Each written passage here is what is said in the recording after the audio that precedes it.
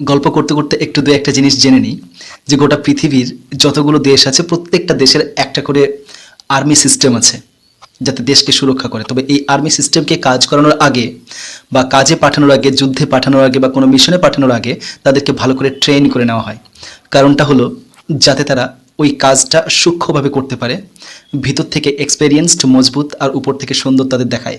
সারা বিশ্বের অনেক রিসার্চের পরে মেডিকেল যে এক্সপার্ট যারা আছেন তাদের কথা অনুযায়ী মাঝে মাঝে আমাদের না খেয়ে থাকার অভ্যেসটা করতে হয়, যেটা শরীরকে ভিতর থেকে মজবুত আর উপর থেকে অ্যাকচুয়ালি ওটাকে সুন্দর করে তোলে, শরীরের সৌন্দর্যকে বাড়িয়ে দেয় এই না খেয়ে থাকার অভ্যেসটা।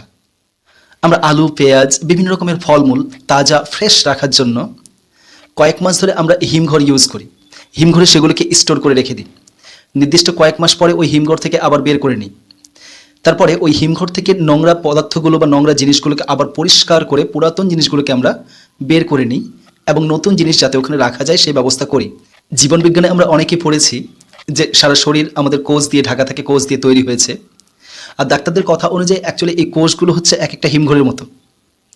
এই কোষগুলোতে অনেক দিন ধরে, অনেক দিন যাবত অ্যাকচুয়ালি পুরাতন প্রোটিনগুলো জমা হয়ে থাকে। যদি আমরা মাঝে মাঝে না খেয়ে থাকার অভ্যেসটা করি তাহলে এই কোষগুলো পুরাতন সেই প্রোটিনগুলোকে বাইরে বের করে দেয় আর নতুন প্রোটিনগুলোকে অ্যাকসেপ্ট, গ্রহণ বা ভিতরে প্রবেশ করিয়ে নেয়। আর এই কোষটা তখন হয়ে যায় তাজা, ফ্রেশ। ফলে আমাদের স্কিন, আমাদের চামড়া উজ্জ্বল হয়, আমাদের ত্বক হয় উজ্জ্বল আর মোলায়েম, দেখতে সুন্দর হয় আমাদের ত্বক।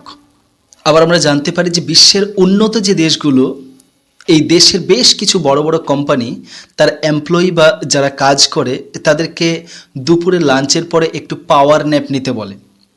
এই পাওয়ার ন্যাপ হচ্ছে একটা ছোট্ট বিশ্রাম বা ছোট্ট হালকা একটা ঘুম, যাতে এই ন্যাপ নেওয়ার পরে তারা আরও ভালোভাবে দ্বিগুণ এনার্জিতে কাজ করতে পারে।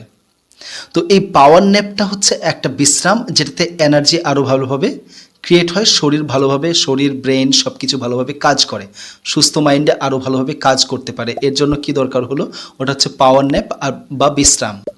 ঠিক ওই একইভাবে আমাদের শরীরের একটা গুরুত্বপূর্ণ প্রধান অংশগুলির মধ্যে অন্যতম একটা পার্ট বা অঙ্গ হচ্ছে আমাদের পাকস্থলী। সারা বছর ধরে এই পাকস্থলী সেই কাজ করতে ব্যস্ত থাকে, সে আমাদের কনজিউম করা যে খাবার এগুলোকে অ্যাকচুয়ালি হজম করতে ব্যস্ত থাকে। তো যদি এই ডাক্তারদের পরামর্শ অনুযায়ী যদি আমরা এই না খেয়ে থাকার অভ্যাসটা করি মাঝে মাঝে, তাহলে ওই পাকস্থলী একটা বিশ্রাম বা ন্যাপ পেয়ে যায়। এই বিশ্রামের ফলে তারপরে যখন এই পাকস্থলী কাজ করতে শুরু করে বা খাবার হজম করতে শুরু করে তখন সে আরও দ্বিগুণ শক্তি নিয়ে কাজ করতে পারে বা আরও বেশি শক্তিশালী হয়ে যায়। এটা পাকস্থলী শক্তিশালী হলে আমাদের খাবারগুলো ওখান থেকে কিন্তু সমস্ত শরীরে কিন্তু পৌঁছায়। আর ওটা ভালো থাকলে আমাদের শরীর অনিবার্যবশত ভালো থাকবেই এবং সুস্থভাবে কাজ করলে আমাদের শরীরের ত্বক আমাদের ভিতর থেকে মজবুত করবে আর শরীরের ত্বক অ্যাকচুয়ালি উজ্জ্বলতা এমনিতেই বেড়ে যাবে। তো এই পাকস্থলীর এই বিশ্রাম হচ্ছে মাঝে মাঝে না খেয়ে থাকা, যেটা আসলে আমাদের সৌন্দর্য বাড়াবে, এটাতে কোনো সন্দেহ নেই। আমরা আরও জানি যে আমাদের যে স্কিন বা ত্বক রয়েছে, এই স্কিনের নিচে আমাদের একটা বিশাল বড় একটা সিস্টেম, নার্ভ সিস্টেম কাজ করছে, যেগুলো সারা শরীরে ছড়িয়ে আছে, তারের মতো করে, ওয়্যারের মতো করে ছড়িয়ে আছে, যেগুলোতে রক্ত প্রবাহিত হয়, বিভিন্ন রকমের সিগন্যাল সেগুলো দিয়েই প্রবাহিত হয়। এগুলো আসলে খুবই সেন্সিটিভ। তো এই না খেয়ে থাকার যে অভ্যেসটা, এটা করার ফলে এই নার্ভ সিস্টেমগুলো আরও শক্তি পায়, ভিতর থেকে মজবুত হয়ে থাকে। কাজ করার সিস্টেমটা, এই জটিল প্রক্রিয়ার যে সিস্টেমটা, এটা মজবুতভাবে আরও কাজ করতে পারে। আর এটা কাজ করতে পারলে আমাদের শরীরকে অবশ্যই ভালো রাখবে। আমাদের শরীরে আরেকটা গুরুত্বপূর্ণ অঙ্গ, ওটা হচ্ছে ব্রেন। এই নার্ভ সিস্টেম ওই ব্রেনে গিয়ে খুব সুন্দরভাবে কাজ করে, যার ফলে আমাদের ব্রেন ভালোভাবে কাজ করতে পারে, আমরা আরও বেশি করে সুস্থ থাকতে পারি। ব্রেন, পাকস্থলী, নার্ভ সিস্টেম সব কিছু সুস্থ থাকলে তাহলে অবশ্যই আমাদের উপরটা সৌন্দর্যে ভরা থাকবে না কেন? আমরা আশা করছি যে আমাদের উপরে যে ত্বকের যে গ্লোয়িং সিস্টেম, এটা আরও বেশি উন্নত হবে, গ্লো করবে আমাদের শরীর, অর্থাৎ ত্বক সুন্দর থাকবে। ফর ইউর কাইন্ড ইনফরমেশন একটা ভালো কথা বলি, ওটা হচ্ছে যে গোটা পৃথিবীর যতগুলো মানুষ আছে প্রায় সবগুলো মানুষই কোনো না কোনো ধর্মের ছায়া তলে আছে, কোনো না কোনো ধর্মকে ফলো করে। তো এই ধর্মে অ্যাকচুয়ালি এই যে না খেয়ে থাকার যে সিস্টেমটা, এটাকে অ্যাকচুয়ালি নাম দেওয়া হয়েছে বিভিন্ন ধর্মে বিভিন্ন রকমের।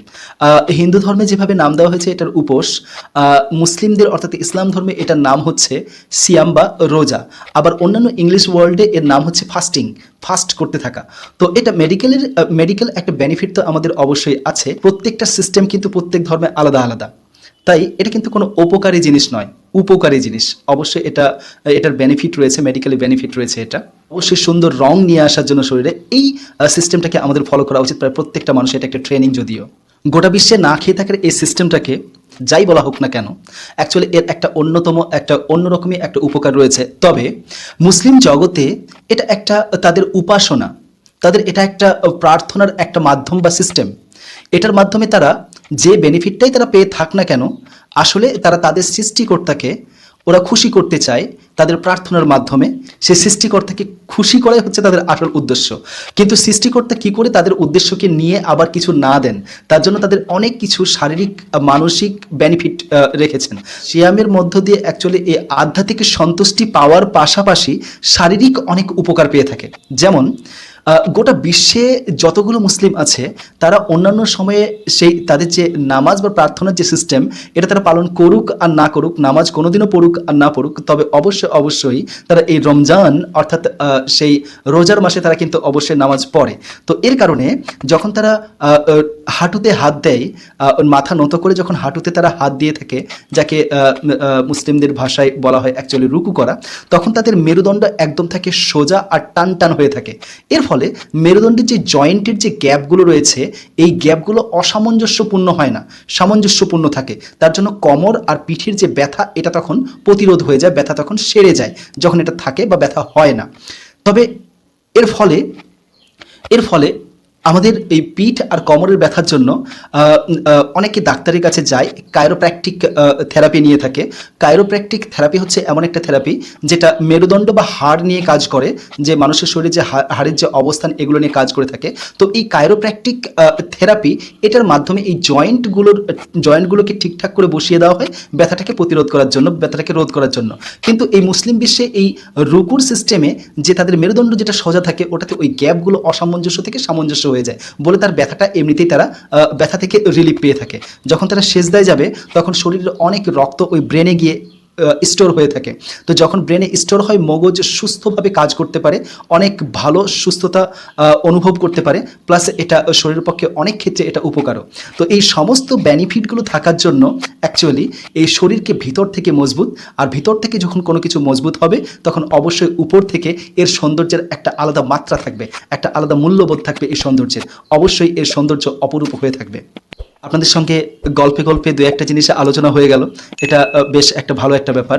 সবাই ভালো থাকবেন। Thank you.